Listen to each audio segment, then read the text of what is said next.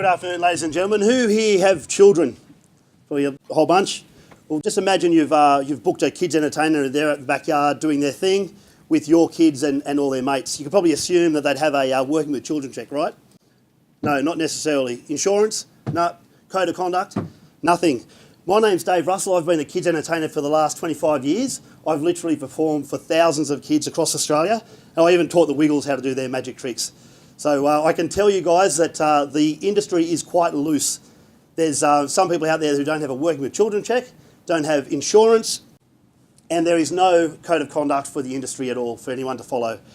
So, and unfortunately, there have been cases of children being abused by children's entertainers.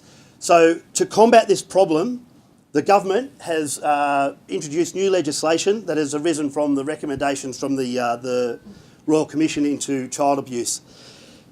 I've studied some of these recommendations and changes, and whilst they are very welcome, they are very, very onerous and going to be very difficult for the average person to understand and comply with.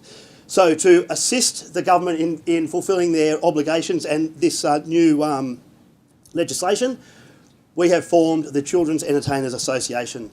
So we're an Australia-wide not-for-profit association formed to protect our children by assisting the entertainers, the professional and legitimate entertainers, in becoming and complying with the new legislation. We are currently working with the South Australian Department of Education and Training, Child Development, in co-authoring policies and procedures and a compliance statement for the industry. And our members are able to adopt those policies and procedures as their own, and we've been told by many members and potential members that they'd be happy to pay the $150 annual fee for that benefit alone. So, is this a viable social enterprise? Yes, it is. And I guess without it, there may be lots of clowns jumping through hoops. So, we know there are about 12,000 kids entertainers out there doing approximately 1 million performances every year. We're looking at about an 80% uptake, and when we get to that point, our projected cash flow for membership for about $1.5 million. In addition to, if we look at some other financials, membership fees, as I said, is where the majority of our money will come from. Very early on, government grants are extremely important to us, along with loans and donations, and then down the track, advertising. So let's have a look at where we've been and where we're going. We launched in August this year. That includes our members' website.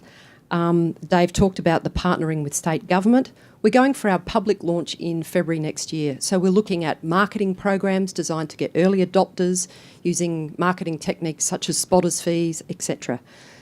Beyond that, and after we launch, there's the opportunity for us to expand into other sectors beyond just kids entertainers. By Q3 next year, we'll launch our RTO designed at... We're launching our RTO to offer our members specialist courses, such as working with children with special needs. Sorry about that.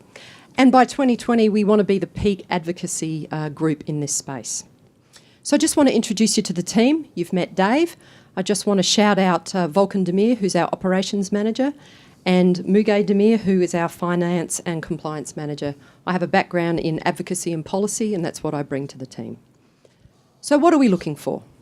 So what we're here looking for is financial support in the form of a $60,000 interest-free loan, and that will supplement the $20,000 we've already invested ourselves into this project.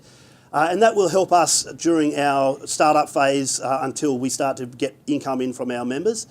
We're looking for some friendly people to help us with admin support and IT development, because we still have some other bits that we need to finalise with our membership system. And we would welcome ambassadors to spread the word for what we're trying to do, or what we are doing. And finally, we're looking for a couple of more professional board members to round out our team. So please support us in raising the standards of the children's entertainment by making sure all kids entertainers are going to have a working with children check, insurance, and a code of conduct to apply to. Thank you very much.